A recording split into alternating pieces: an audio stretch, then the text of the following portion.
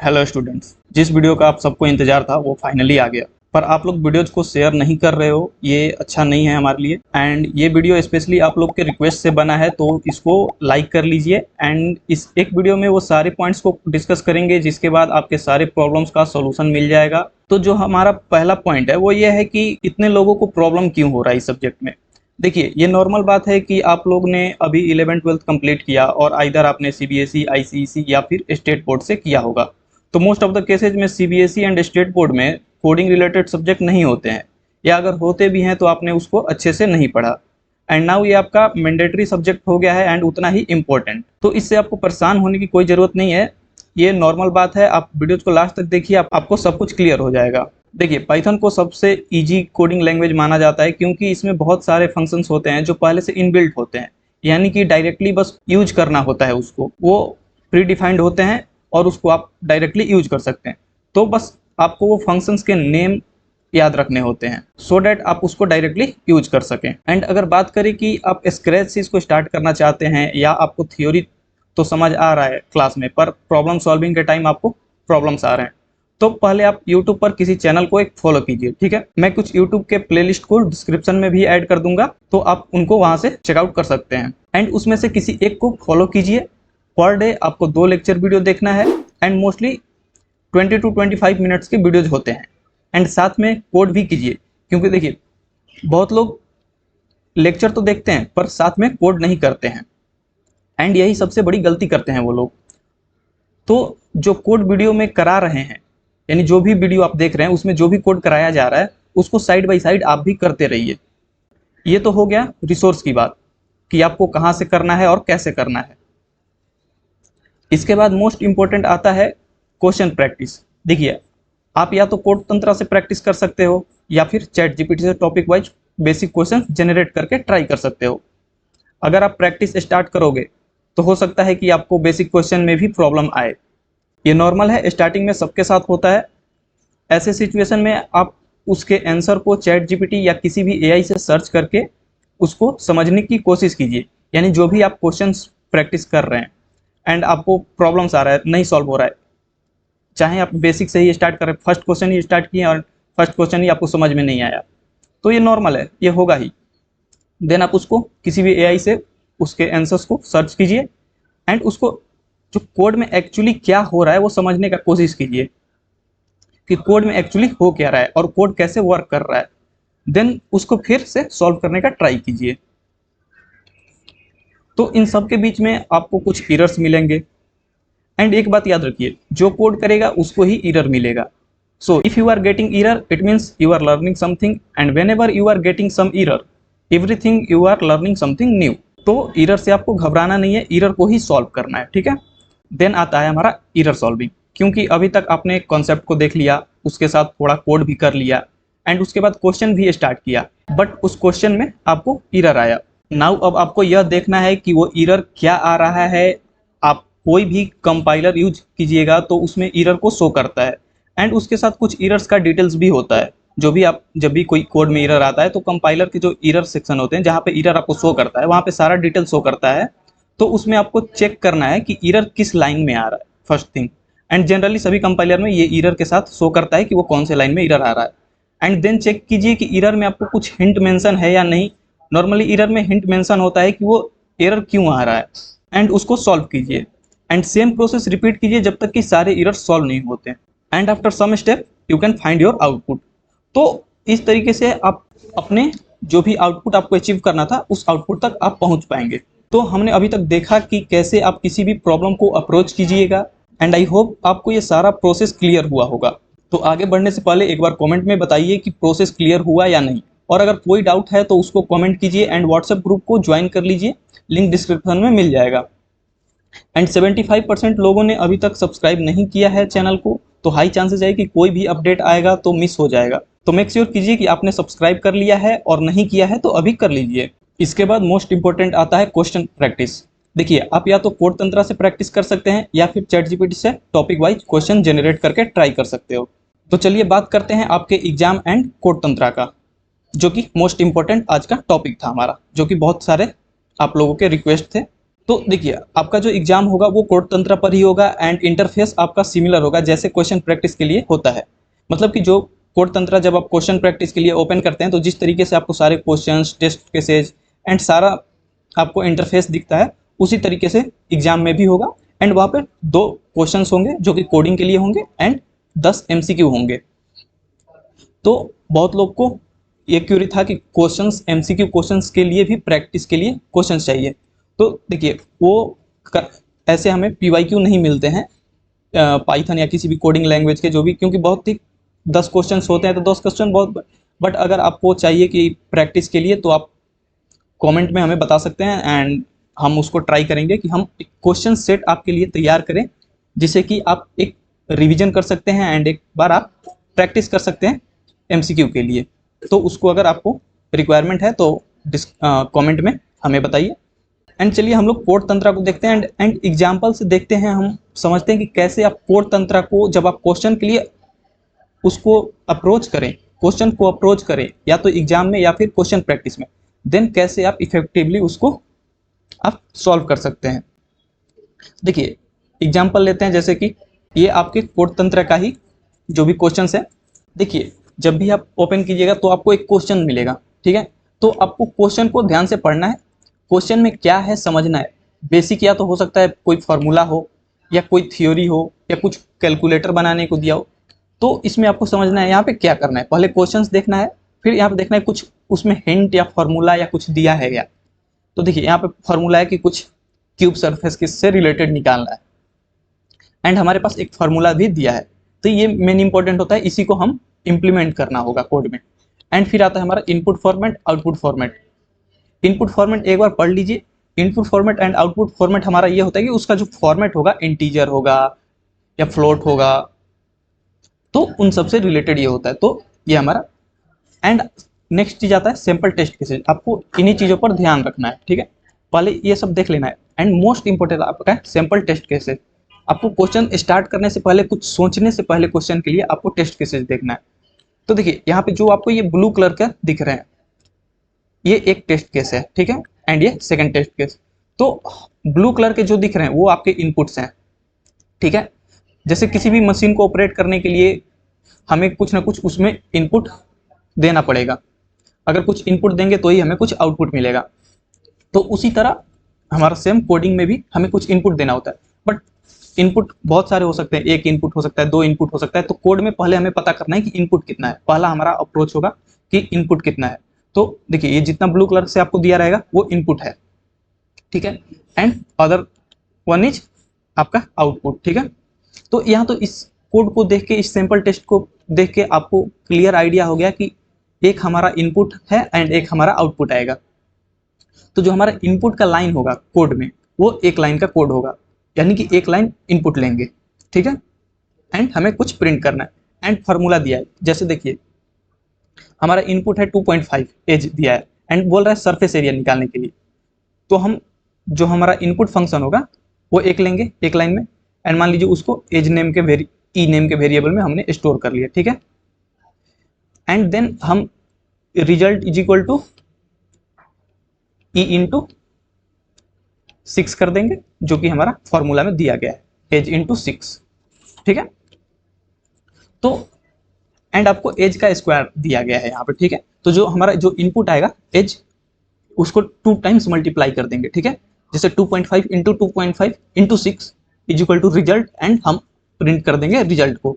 Then हमारा output आ जाएगा ये यार, ठीक है। जैसे कोड में हम एक इनपुट ले लिए। चलिए दूसरा एग्जाम्पल से देखते हैं। तो देखिए ये एग्जाम्पल में हम लोग देखते हैं, इसमें क्या सेम आपको सारे में सेम अप्रोच, पहले आपको क्वेश्चन पढ़ना है एंड देन टेस्ट केसेज को देखना है। तो पहला हम क्वेश्चंस पढ़ेंगे कुछ यहाँ पे एंड देखिए क्वेश्चन पे जो फॉर्मूला, हर क्वेश्चन में कुछ ना कुछ उसका कैलकुलेशन दिया रहता है। इसका कैलकुलेशन यहाँ पर दिया है, ठीक है।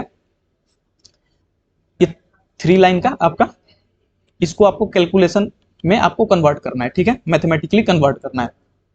And input format and output format यहाँ पे दिया गया है। तो देन आपको यहाँ पे आउटपुट फॉर्मेट भी देख लेना है। एंड आउटपुट फॉर्मेट में सिंपली आपको वही सिर्फ फॉर्मेट दिया रहेगा कि आपको फ्लोट देना है, कितने डिजिट तक फ्लोट के बाद वो हमारा होगा। एंड देन आपको सैंपल टेस्ट केसेज, एंड यहाँ पे आप सिंपल टेस्ट केसेस देखिएगा तो आपको पता चलेगा यहाँ पे दो ठो ब्लू कलर से आपको दिया गया है, यानी कि दो इनपुट लेना है। तो इससे तो ये चीज़ क्लियर हो गया कि हमें दो इनपुट लेना है।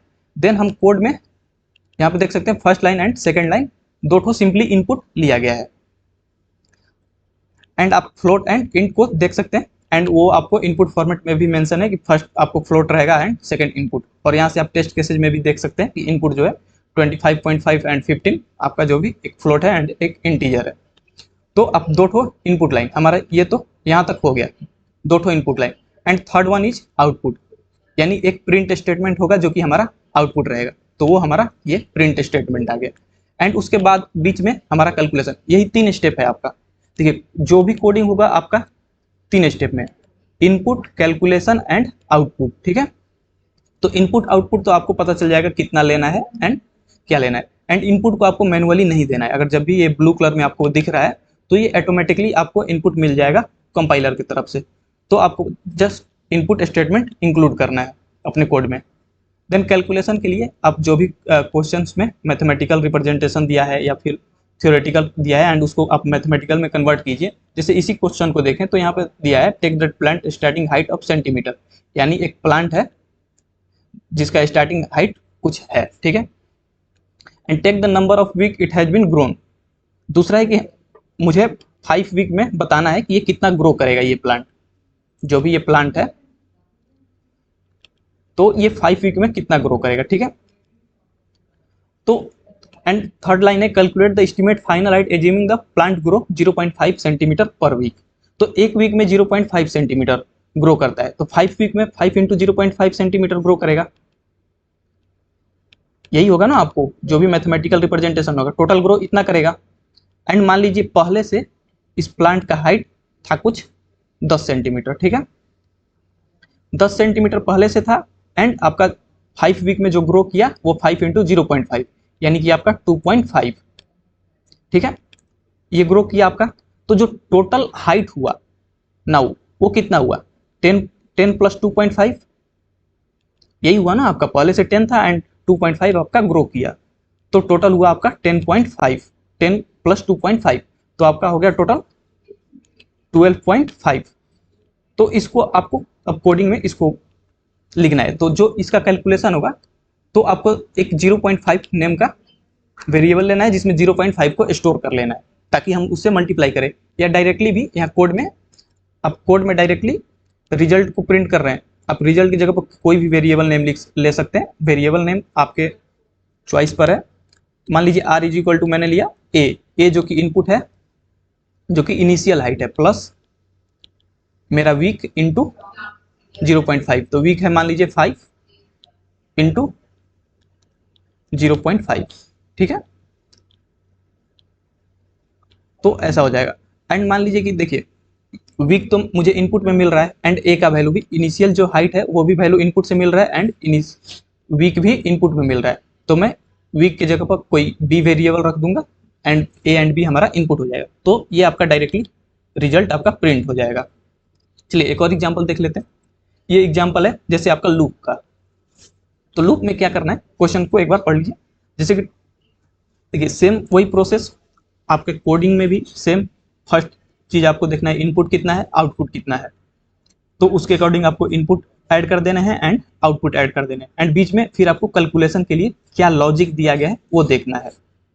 तो यहाँ पे अगर लूप की बात करें तो ट्रायंगल पैटर्न आपको प्रिंट करना है, तो यहाँ पे आप input format and output format and example जो आउटपुट है, यहाँ पे देखिए इनपुट 3 मिल रहा है हमें एंड आउटपुट मुझे 3 लाइन में मिल रहा है। ठीक है, एंड उसके बाद टेस्ट केसेज की बात करें तो टेस्ट केस में आपको इनपुट अगर 5 दिया गया, ये आपका ब्लू कलर में आपको दिख रहा है, यानी कि एक इनपुट लेना है। ठीक है, तो एक तो इनपुट लेना है, ये कंफर्म हो गया।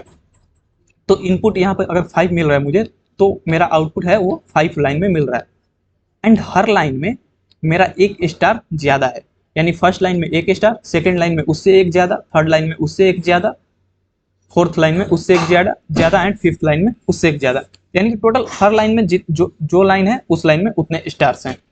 तो देखिए जो भी जितने लाइन्स है उतने स्टार्स। ठीक है, तो इसको आप यहाँ पे फॉर लूप चलाइए एंड हमारा टोटल कितना लाइन है, 5 लाइन में प्रिंट हो रहा है, यानी कि जितना इनपुट है उतना लाइन प्रिंट हो रहा है। तो हम यहाँ पे एक फॉर लूप चलाएंगे, ठीक है। फॉर लूप अगर चलाएं एंड कहाँ से कहाँ तक चलाएंगे, यानी फर्स्ट लाइन से लेके 5 लाइन तक, यानी कि हम फॉर लूप को 1 से 5 तक चला सकते हैं, ठीक है। एंड हर लाइन में हम एक एक स्टार ऐड करते जाएंगे, यानी कि जब फर्स्ट लाइन चलेगा उसमें एक स्टार प्रिंट होगा,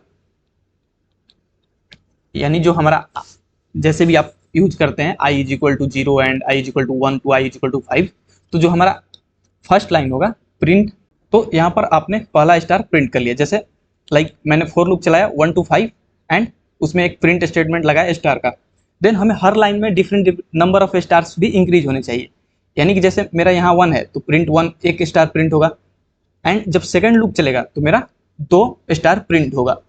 तो मेरे को जो स्टार है उसको भी लूप में चलाना पड़ेगा, तो इसके लिए मैं फॉर लूप में एक और स्टार लगाऊंगा, यानी कि मैं जो स्टार है इसको मैं फॉर लूप में करूंगा। एंड ये फॉर लूप उतना टाइम चलेगा जितना टाइम्स ऊपर वाला फॉर लूप चलेगा। देखिए आपको हो सकता है अभी जो बता रहे हैं ये कन्फ्यूजन हो रहा, इसको एक बार आप खुद से किसी भी AI या कोई गूगल क्रोम कहीं भी आप इसको सर्च करके क्वेश्चंस को एक बार उसका आंसर को एनालाइज करने का कोशिश कीजिए, ठीक है। एंड वहां से आप समझने का कोशिश कीजिए कि वो कोड में हो क्या रहा है। हो सकता है अभी मैं बता रहा हूं तो आपको एक कोड समझ में ना आ रहा हो, तो वहां पे ट्राई कीजिए।